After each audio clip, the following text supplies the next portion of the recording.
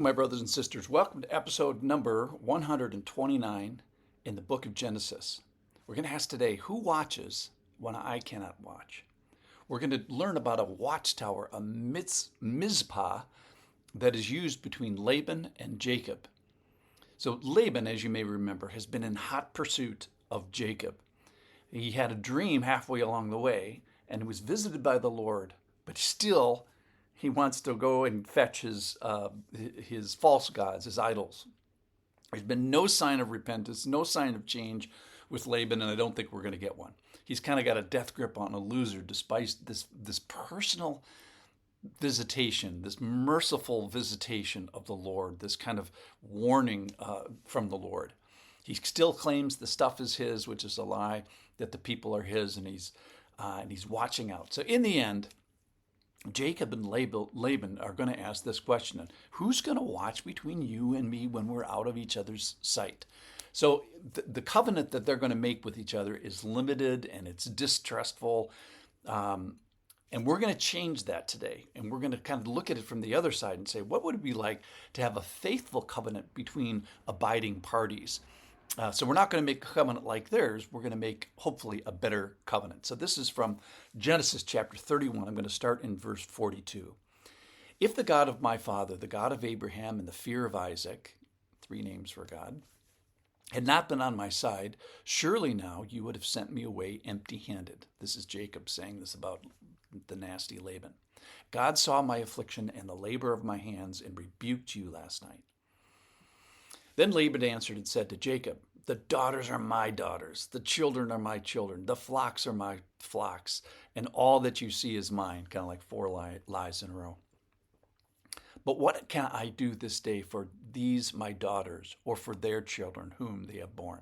Come now, let us make a covenant, you and I, and let it be a witness between you and me. So Jacob took a stone and set it up as a pillar, and Jacob said to his kinsmen, gather stones, and they took stones and made a heap, and they ate there by the heap. Laban called it Jagar Shahutha, but Jacob called it Galid. They couldn't even agree on the name of the place.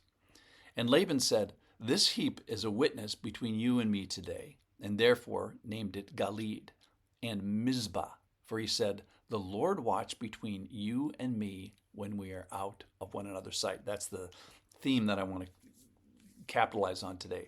The Lord watch between you and me when we are out of one another's sight. They're going to do it distrustfully, and we're going to hopefully do it trustfully at the end.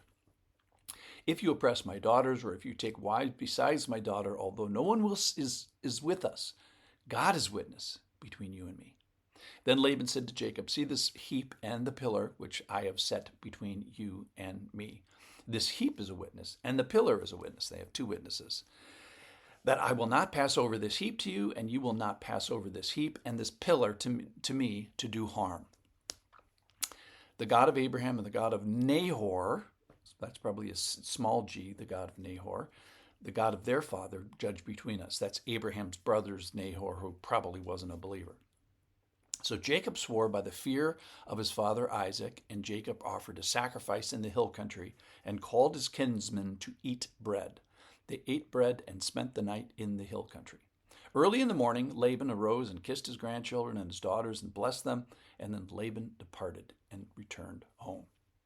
Okay, so there's this pillar. Jacob sets up a pillar, which is a Mizpah, which means a watchtower. Laban kind of gets his heap. So they're not even in agreement regarding the deity. They're not in agreement regarding the heap. Jacob recognizes the pillar. Laban recognizes the heap. They probably have two gods going here, the God of Abraham and then the God of Nahor, small g God, or gods. The word judge in verse 53 is plural, so Laban probably means more than one God, kind of watching over this covenant, which is a non-aggression pact. So we're looking at this from a bad example. They have a limited, it's distrustful covenant. They sort of agree to disagree about everything, the past, their history, and their future. But they do agree to one thing, which is, hey, you stay on your side of the line, aggressiveness, and I'll stay on my side of the line.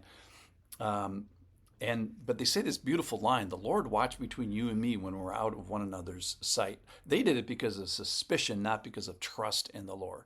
So let's change that now, and let's redeem the watchtower. Let's redeem the Mizpah, and let's have an agreement between friends. So let's think about this making one pillar with one God watching over it and one covenant between those friends. So let's agree to have the Lord watch over both of us. So I'm thinking about two friends that are separated. Most of the people, in fact, I have no friends around me at this moment in time. So in a sense, I could be making these pillars and say, I'm going to leave you now, Mr. Friend, and may the Lord watch over you while I am not here. And you can kind of say the same thing back to me, the Lord watch over me while we are separated. In other words, we both agree that the Lord is sovereign and that the Lord sees, and the Lord is big enough to be master over both of our worlds, that the Lord can watch between you and me. May the Lord watch when I cannot watch. May the Lord see when I cannot see. May the Lord see when you are too far to see. May the Lord watch me when you can't. So let's ask the question today, who watches when I cannot watch?